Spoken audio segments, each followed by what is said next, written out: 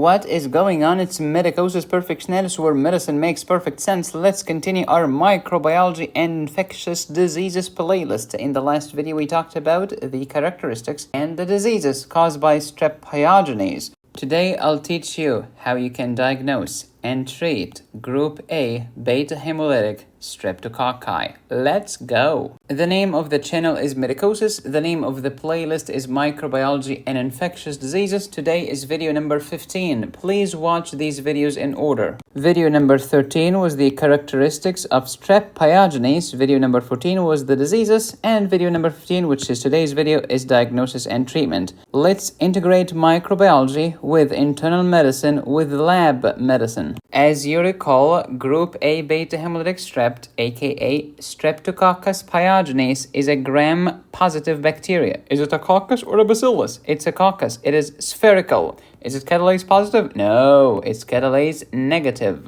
Are they arranged in clusters? No, they are arranged in chains. When I put them on the petri dish, do they cause partial hemolysis, complete hemolysis, or no hemolysis? They cause complete hemolysis. They are beta-hemolytic. Okay. When I expose them to the antibiotic bacitracin, do they die? The answer is yes, they die. They are sensitive to bacitracin. And they are PYR positive, giving you a red color. The virulence factors of Strep Pyogenes were discussed before, video number 13. Recall, we have 6 structural components. We had one crazy toxin called erythrogenic toxin or strep pyrogenic exotoxin, which is a super antigen. And we had 4 enzymes. There is streptodicin S, streptodicin O, against which your immunity is going to make antibodies. So you have antibodies against streptodicin O, which belongs to the bacteria. What do you call these antibodies? ASO, anti-streptodicin O antibodies. Oh, that's the ASO test? That's it. Moreover, the bacteria has streptokinase, converting plasminogen into plasmin. Streptokinase belongs to strep. This is another TPA, tissue plasminogen activator. Strep Pyogenes secretes DNase, against which your immunity is going to make antibodies. So we have antibodies against DNase B, and we call them anti-DNase B antibodies. Next, the diseases. What does the name mean? Pyogenes. Pyo, pus, genes, genesis. Oh, formation of pus. Yeah, we're making all kinds of pus. Pus in my throat, suppurative strep pharyngitis. Pus in my skin, pyodermal diseases, such as impetigo, erysipelas, cellulitis, dig deeper, necrotizing fasciitis, toxemia, bacteremia, multi-organ failure, and death. Moreover, what if I mix a throat infection with a skin infection? Congratulations, you have scarlet fever. Too much redness, erythrogenic toxin, red. Other suppurative diseases caused by Strep Pyogenes include peripartum sepsis, pneumonia, lymphangiitis. When it causes bacteremia, you can culture it. How about non-suppurative immunogenic diseases, rheumatic fever, and post-streptococcal glomerulonephritis? Does anyone remember the M protein and molecular mimicry? Now let's go to the lab and diagnose. Hey Streptococcus, you have the microphone. Speak about yourself. Well, I am Group A Beta-hemolytic. We already know this. I love riches. I like blood, but I hate sugar. What does that mean? I grow on enriched blood, agar, but I cannot grow where there is abundance of glucose. In that sense, you can think of sugar as a preservative. How do you diagnose bacteria in general? You can look under the microscope and you can use the gram stain. You can culture it. If you suspect bacteremia, culture the blood. If you suspect strep pharyngitis, culture the throat, the pharynx. Can I look for the nuclear material of the bacteria? Can I look for the DNA? Sure, using nucleic acid amplification test, very similar to PCR. Then you can identify the bacteria using biochemical tests. Or you can detect what? You can detect the bacterial antigen, which is a piece of the bacteria, or you can detect the patient's antibody against the bacteria. The lab diagnosis for Staph aureus was discussed before. Let me remind you, we used microscopy. It was a gram-positive coccus in cluster.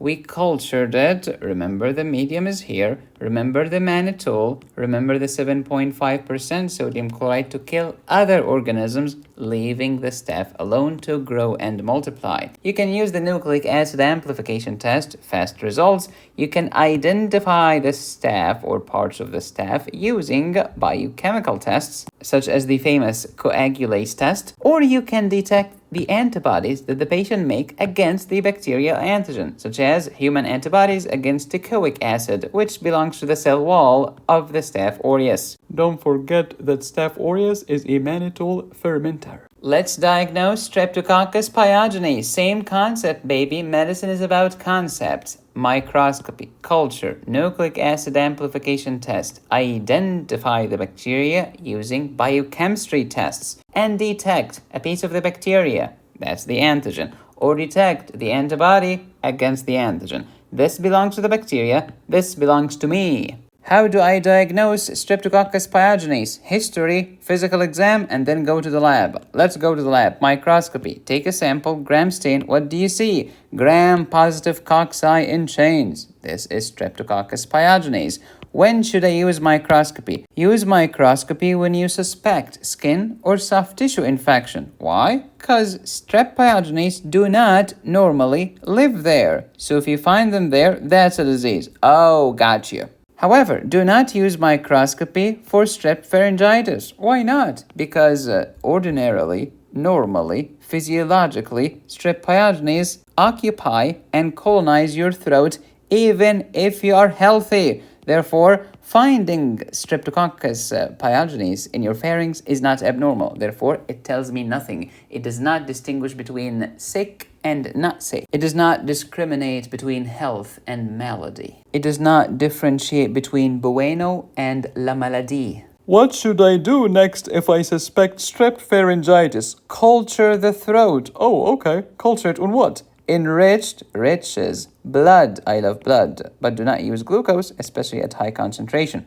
This requires prolonged incubation. You'll have to wait a lot until the culture comes back with the result. Use culture for strep pharyngitis, for impetigo, for necrotizing fasciitis. Make sure to get the sample deep from the base of the lesion because it has more bacteria. Do not be superficialis. So culture is good for these diseases. Culture is kind of okay for erysipelas, cellulitis, etc. Why not so good here compared to here? Because there is not enough bacteria recovered in cases of these diseases. Third, you can use nucleic acid amplification tests. Results are quick and fast. Techniques include the probe assay and the amplification assay. Probe is not as sensitive as culture. However, amplification assay is as sensitive as culture. Next, identify the Strep pyogenes using biochemistry. I can identify group-specific carbohydrates, which we talked about in video number 13, about the characteristics of Strep pyogenes.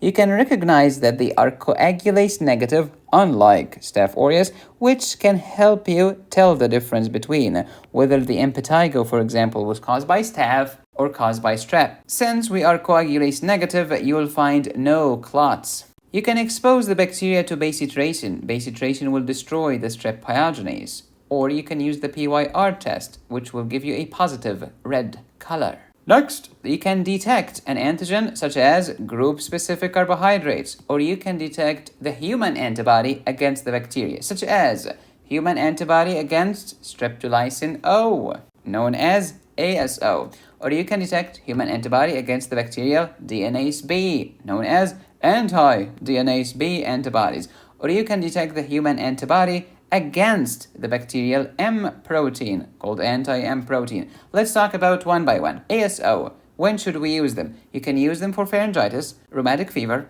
post-streptococcal glomerulonephritis, but not in skin infections. Why? Because your skin contains lots of fat, cholesterol. Oh, cholesterol is gonna destroy these antibodies, giving you a falsely negative test result, even though you are infected. Oh, okay. Thank you for letting me know. So if I suspect skin infection, what should I order then? Do not order ASO. Order anti-DNase B instead. not affected by skin cholesterol. And therefore, anti-DNase B antibodies can be used to diagnose strep pharyngitis, strep pyoderma, which means any skin infection caused by strep, rheumatic fever, as well as post-streptococcal glomerulonephritis. Be very careful because rheumatic fever could be secondary to a strep pharyngitis, in which case ASO is helpful, or rheumatic fever could be secondary to skin infection. In this case, ASO is not helpful. So it really depends on the clinical context. Get your head out of your sphincter, which probably does not contain cholesterol. Bad microbiology joke. Smelly. So in a nutshell, anti-DNase B is head and shoulders above ASO because it covers more diseases. How about anti-M protein? Theoretically, it's okay because it maintains immunity. It means that you're immune against Strep pyogenes, which means you have been infected before with it. However, it's not used clinically. Why not? Because it takes a lot of time in order to appear in the blood. Oh, by the time this happens, the patient will either recover or be dead. Good job, doctor. The treatment of Staph aureus was discussed before. Of course, it depends on the disease. Now let's talk about the treatment of Strep pyogenes.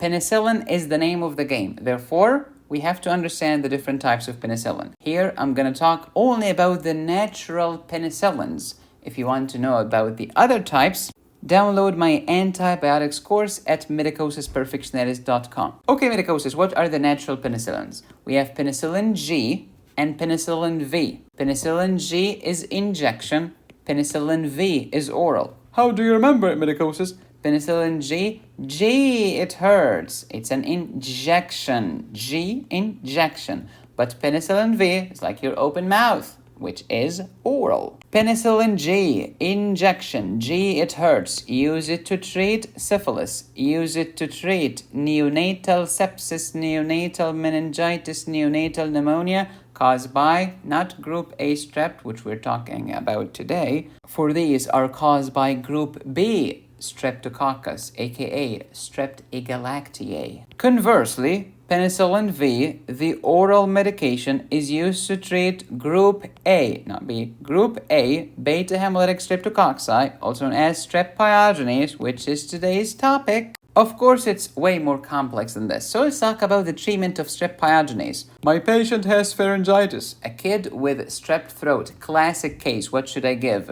Oral penicillin or oral amoxicillin. Okay, but the mother told me that the kid is allergic to penicillin. What should I do then? Calm your butt down and give oral macrolides such as erythromycin, azithromycin, clarithromycin. But be careful. If the kid is younger than 1 year, do not give erythromycin. Instead, focus on azithromycin, clarithromycin. What is wrong with erythromycin in the very young, though? It is bad for hypertrophic pyloric stenosis. You know the pyloric sphincter of the stomach? Yeah. Or you can use oral cephalosporin. Okay, medicosis, this is pharyngitis. But what if the patient is an oropharyngeal carrier, which means they have recurrence of strep pharyngitis, which can happen because of one of the following: non-compliance with the medication regimen,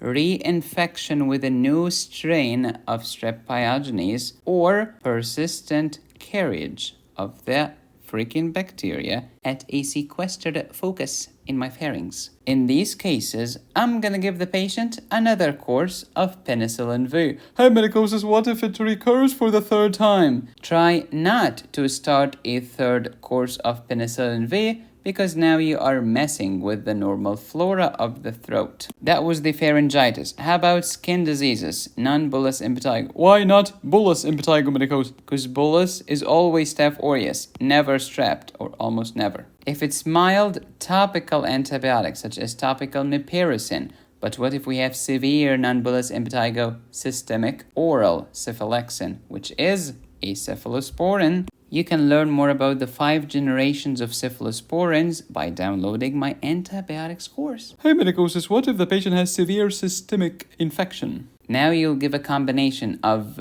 injection, intravenous penicillin G injection, and intravenous clindamycin. Here is Linda, my Catholic nun, Why is clindamycin a Catholic nun? Watch my videos by downloading my antibiotics course and you'll understand why. What if we have severe soft tissue infection like necrotizing fasciitis? Drainage and debridement. If it is so bad that it caused gangrenous necrosis, sometimes you will need amputations. Ew. Hey medicosis, what if the patient developed rheumatic fever? We'll give antibiotics for prophylaxis and for treatment. For prophylaxis, like before dental procedures, every time you go to the dentist because you have bad valves because of a previous rheumatic fever, you need antibiotics and you need treatment with antibiotics long term. How exactly we do this is beyond the scope of this video. We shall talk about this in the future when we have a video about rheumatic fever. Contrast that with how we manage post-streptococcal glomerulonephritis, where giving antibiotics is not essential. It's not going to affect prophylaxis or treatment. Antibiotics are not going to alter the course of post-streptococcal glomerulonephritis. How do we manage post-streptococcal glomerulonephritis then? Take good care of the patient's kidney. Supportive care. Most of these children will recover on their own. Just make sure to take care of the kidney. If it's a very bad disease, you might need dialysis. Sometimes you need diuretics. Sometimes when the blood pressure is super high, give medications to lower the blood pressure, etc., etc., etc. Let's review the characteristics of Streptococcus pyogenes from Picmonic. Here is the stripper Pygene. Strep Pyogenes. Group A Strept. Here is the A apple. Gram positive. Here is the gram cracker positive angel. Coccus. Here are some spheres. Beta-hemolytic. Beta fish in a petri dish, which means complete hemolysis. Catalase negative. Negative cat. Bacitracin sensitive. Sensitive bass. Hyaluronic acid capsule. Here is some hay for you. Streptolysin O. DNase B. Streptokinase. And PYR positive with a red color. By the way, these lovely slides are from picmonic.com/VIP hookup/medicosis. These are videos. I just took a screenshot to show you. Go to Picmonic. They have more than 1,400 of these visual mnemonics. Now let's talk about the diseases caused by Strep pyogenes. We have pyogenic diseases such as pharyngitis, here is pharaoh, cellulitis, here is a cell phone, impetigo, here is the emperor tiger. Then we have toxigenic diseases such as toxic shock-like syndrome, such as scarlet fever, here is fever beaver with the strawberry tongue. And the sandpaper rash, don't forget the linea pastia, which blanch on pressure. There is some circumoral pallor as well. Third, immunogenic diseases. Don't forget rheumatic fever and the M protein's molecular mimicry, as well as post-streptococcal acute glomerulonephritis, which is a nephritic syndrome, blood in the urine. Pause and review. Pause and review. Again and one more time. When it comes to treatment, penicillin is the name of the game. After you learn microbiology, it's time to integrate it with pharmacology by downloading my antibiotics course on my website medicosisperfectionalis.com. And speaking of heart disease, I have a cardiac pharmacology course on my website as well. Learn about antiarrhythmics, antihypertensives, diuretics, digoxins, anti-anginal, and even anti-hyperlipidemic medications. Thank you for watching. Please subscribe, hit the bell, and click on the join button. You can support me here, or by clicking on the thanks button under this video. Go to my website to download my antibiotics course. Thank you for watching. Be safe, stay happy, study hard. This is Medicosis Perfectionalis, where medicine makes perfect sense.